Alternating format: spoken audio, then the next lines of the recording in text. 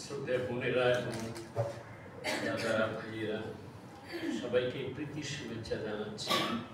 Emmanuel, নমস্কার, যিশু নিরাসন, জোহার।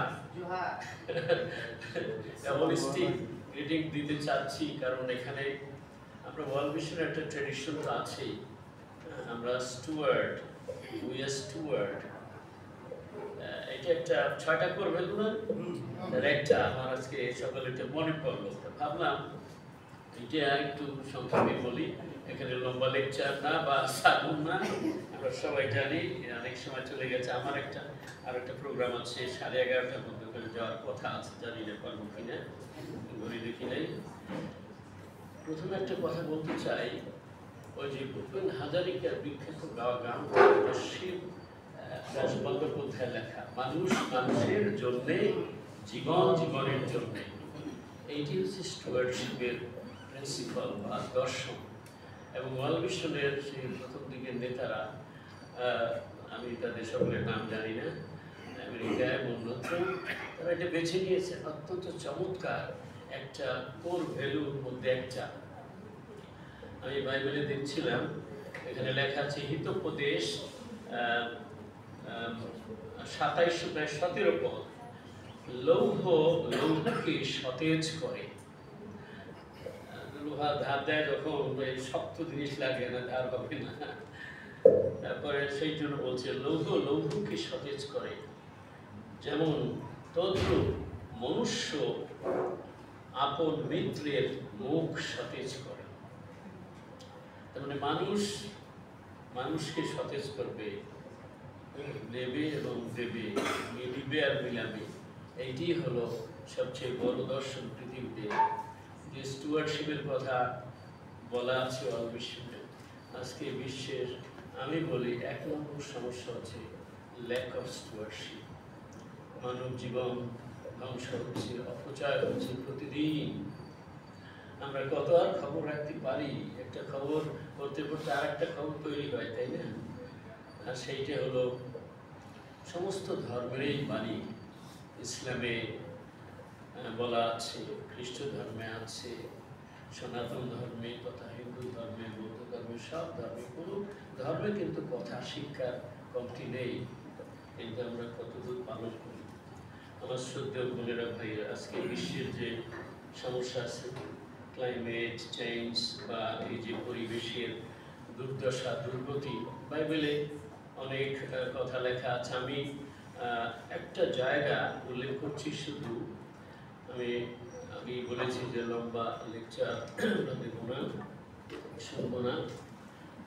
2 রাজাবলী পুস্তক 2 অধ্যায় একটা ঘটনার কথা উল্লেখ আছে। জিরিহো একটা সিটি ছিল, বড় বিশাল সিটি। সেই সময় ছিল প্রায় 1000 বছরের পুরানো। ওই জায়গার পাশে একটা ছোট নদী, তার পানি এত দূষিত হয়েছিল, বলা আছে, কমেন্টেটররা বাইবেলে বলেন যে কোনো গর্ভবতী নারী যদি সেই জল ভুলক্রমে কোনো ক্রমে একটু ভক্ত, তার অ্যাবর্শন হয়ে যেত। পরে আমি একটু পড়ছি, পরে নগরের লোকেরা ইলিশায় ভাববাদী কহিল, বিনয় করি দেখুন, এই নগরের স্থান ব্রহ্ম বটে, খুব সুন্দর, ঠিক আছে, ইহা তো প্রভু দেখিতেছেন, কিন্তু ফল বন্ধ এবং ভূমি ফল নাশ। তিনি কহিলেন, ইলিশা বলেন, আমার কাছে নূতন একটি ভার আনিয়া তাহাতে লবণ রাখো। পরে তাহার কাছে তাহা আনিত হইল। তিনি বাহির হইয়া জলের অনুয়ের নিকটে গিয়া তাহাতে লবণ ফেলিলেন এবং কহিলেন, সদাপ্রভু এই কথা কহেন, আমি এই জল ভালো করিলাম। এইভাবে লেখা আছে যে ওই বর্ণনায়, যে সুদীর্ঘকাল সেই ওই কারণে ওই জল ভালো হয়ে গেল। এটা একটা সিম্বলিক বিষয়, মানে আমাদের জীবনের উৎস তিনি, তার কাছে যেতে হবে, সোর্সে যেতে হবে, এবং সেটা সব ধর্মে কম বেশি বলা আছে, আমি বলেছি। আজকে বিশ্বে দেখেন এত ভণ্ডামি, ধর্মের নামে এত অধর্ম, কারণে কিন্তু হয় না, ধর্ম নিয়েই যত রক্তপাত হয়েছে। ইউরোপে একবার 30 বছর ধর্মযুদ্ধ হলো এবং ধর্মের কারণে লক্ষ লক্ষ লোক মিলে ছন্দে প্রাণের আনন্দে চল যাই উৎসবে, ফিরে যাই শৈশবে।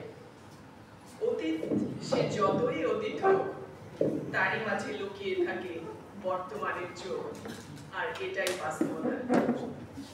সম্মানিত উপস্থিত আমাদের শ্রদ্ধাভাজন সহকর্মী ভাই বোনেরা, আজকের এই দিনটির জন্য মনে হয় আমরা প্রত্যেকেই কাঙ্ক্ষিত ছিলাম। অনাকাঙ্ক্ষিত এক প্রস্তাবনা 2025-এর শুরুতেই শুরু হয়েছিল,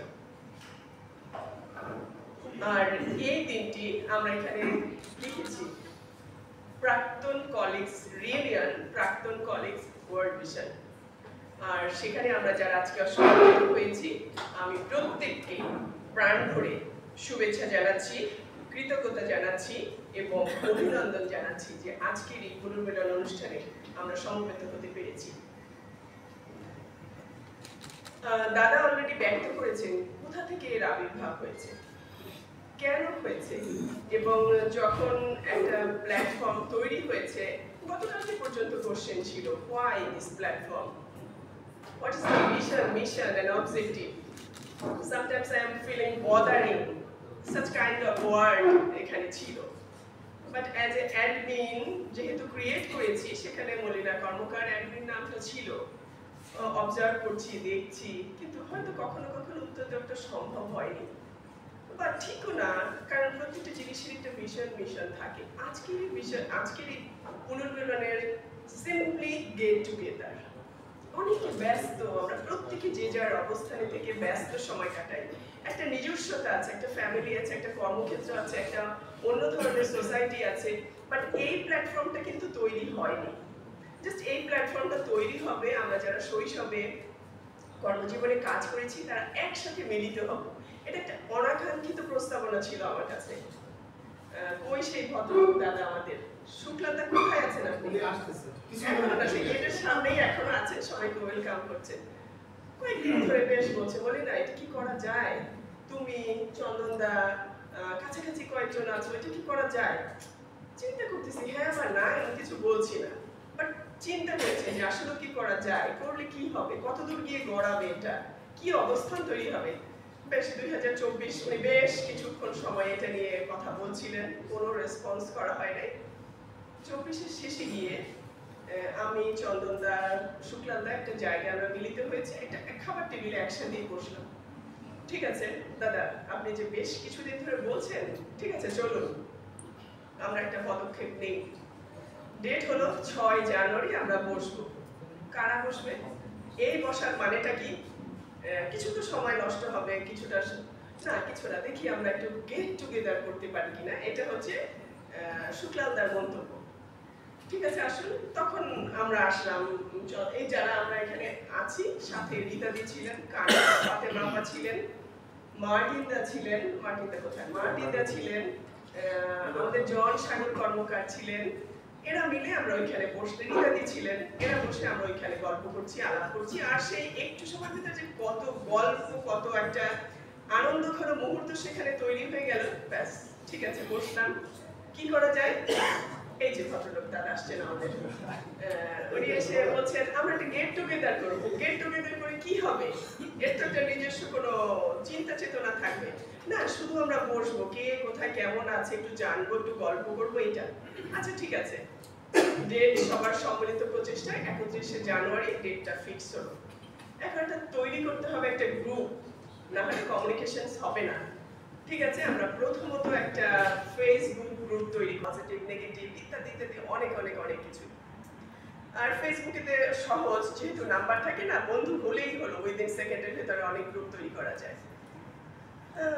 কিছু মিনিট সময় পরে আমি খুলেছি 7:30টার দিকে, রাত 12:30 পর্যন্ত চলছিল। অনেক মানুষ এসে গেছে, অনেক মন্তব্য চলে এসছে। গ্রুপ কোথায়? আপনি রিমুভ হয়েছেন, আমিও রিমুভ হয়েছি, গ্রুপও রিমুভ হয়ে গেছে। ব্যাস ঠিক আছে, এখন কি করা যায়? ওই প্ল্যাটফর্ম তো আবার তৈরি করতে হবে। পরে আমরা আবার কি করলাম, আবার হোয়াটসঅ্যাপ একটা গ্রুপ তৈরি করলাম। সেই হোয়াটসঅ্যাপ গ্রুপে আমরা তৈরি হয়েছি এবং সেখানে একটা উদ্দেশ্য বলা হয়েছে যে কোন পরিপ্রেক্ষিতে এসেছি এবং সেখানে একটা গেট টুগেদার আমরা করবো 31-এ যারা অংশগ্রহণ করতে চায় তারা রেজিস্ট্রেশন করুন। বাট সেখানে আমরা সদস্য হয়ে গেছি, অনেক সদস্য হয়ে গেছি। আনফরচুনেটলি কোনো একজন দাদা হয়তো সেখানে সহকর্মী ব্যতীত অনেক অন্য মানুষদেরকে যুক্ত করে ফেলেছেন।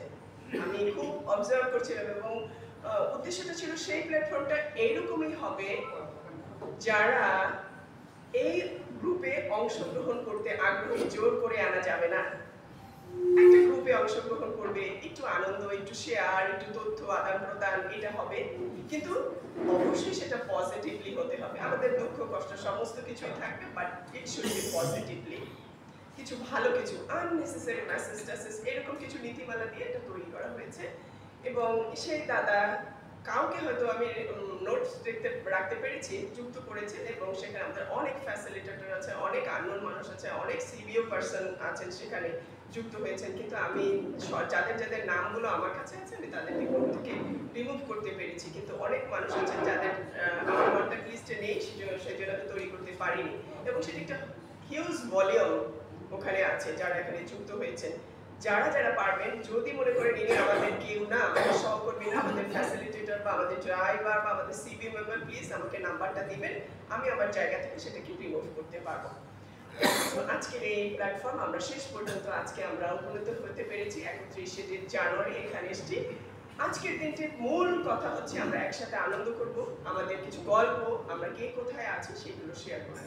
এই প্ল্যাটফর্মে আপনারা এসেছেন, আপনাদের আনন্দ, আপনাদের উচ্ছ্বাস, আপনাদের একাগ্রতা স্বীকার করেছেন এবং যার জন্য আমরা আজকে এখানে আসতে সম্ভব হয়েছি। আমরা 90 জন এখানে এসেছি, তারপরেও আমাদের আরো বলেছেন যে আমরা আসতে চাই, কিন্তু আমাদেরকে না বলতে হয়েছে। আমরা জানি না, হয়তো এরপরে আবার আরো নতুন করে হবে। সুতরাং যারা এখানে এসেছি আজকে আমরা সবাই, কেউ কিন্তু কোনো ডিরেক্টর না, কেউ কিন্তু এইচআর ডিরেক্টর না, কেউ আজকে কিন্তু আমরা একটা নতুন প্ল্যাটফর্মে সবাই আমরা এখানে ইকুয়াল, সবাই সমান এখানে আমরা। কিন্তু আমরা সবাই সবার কাছ থেকে কিছু জানবো, শিখবো, বুঝবো, আনন্দ করবো, উচ্ছ্বাস করবো, খাবো। দিন শেষে অনেক সুন্দর সুন্দর লটারি আছে, সেই লটারি থেকে কার ভাগ্য 2025 সালে কেমন সেটা নির্ধারণ করবো। দিন শেষে আমরা একটা সুন্দর স্বতঃস্ফূর্ত মন নিয়ে আমরা বাড়ি ফিরে যাব।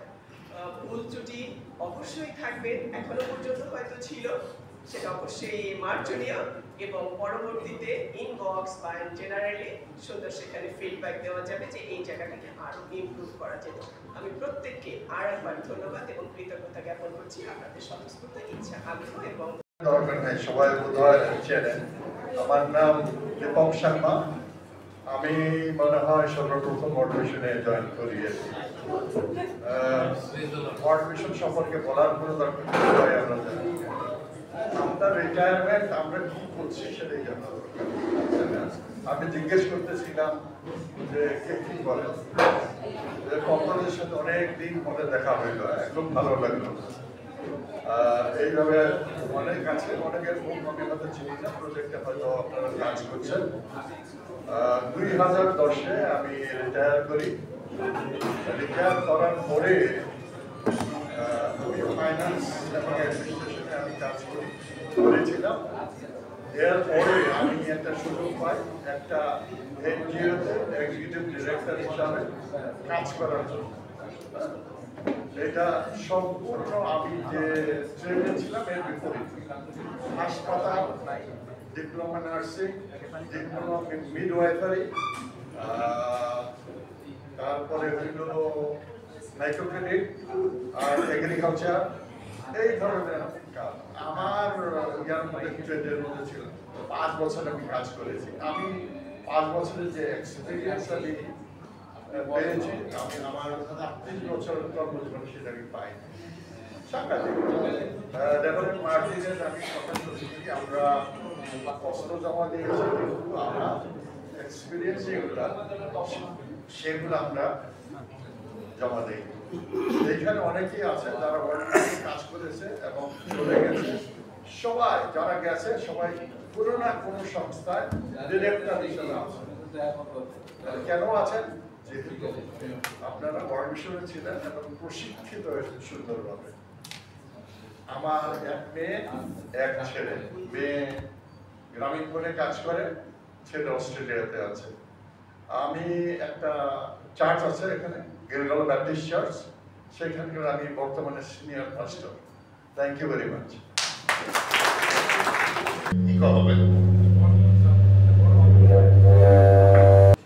সবাইকে আবারও শুভেচ্ছা। আমার নাম চন্দন চার্লস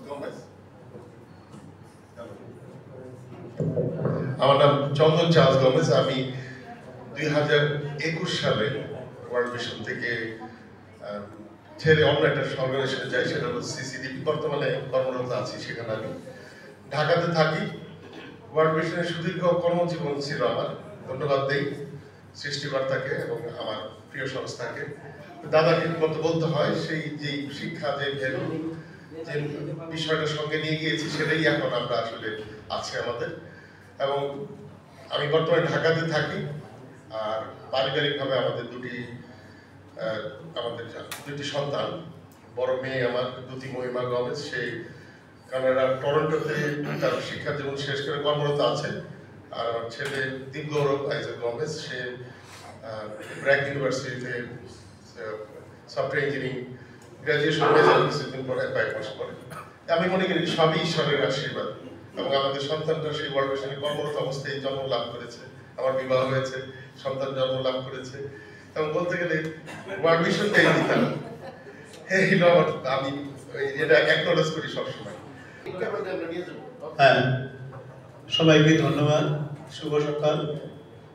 আমি নিবাস দে।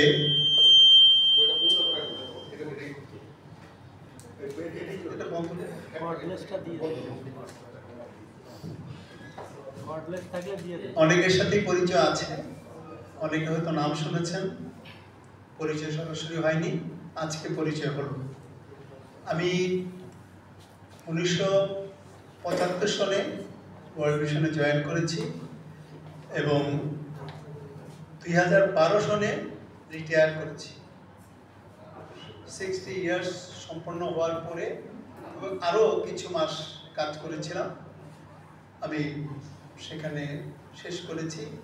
এবং 12 পরে আরেকটি ইন্টারন্যাশনাল অর্গানাইজেশনে এবিটি অ্যাসোসিয়েট, সেখানে কাজ করেছি। এবং এই যে অভিজ্ঞতাটা এই হলো, আমি এবিটি অ্যাসোসিয়েটে কাজ করেছি এবং আরেকটি ইমার্স সলিউশনস, একটি আইটি কোম্পানি, সেখানে ট্রেনিং ডিভিশনে কাজ করেছি। এবং ট্রেনিং ছাড়াও অন্যান্য অভিজ্ঞতাগুলি দিয়ে অন্যান্য কাজগুলিতে তাদেরকে সহায়তা করেছি। আমি পিটার অমিত হালদার। আমি ওয়ার্ল্ড ভিশনে প্রায় 20 বছর সেখানে কাজ করেছি। প্রথমে আমি যোগ দিই সেই ময়মনসিং ফ্যামিলি ডেভেলপমেন্ট প্রোগ্রামে। তার পরবর্তী পর্যায়ে যখন এডিপি মোডে যখন ওয়ার্ল্ড ভিশন চলে যায়, তখন সেই 99 না 2000 সেই সময় আমি এডিপি ম্যানেজার হিসেবে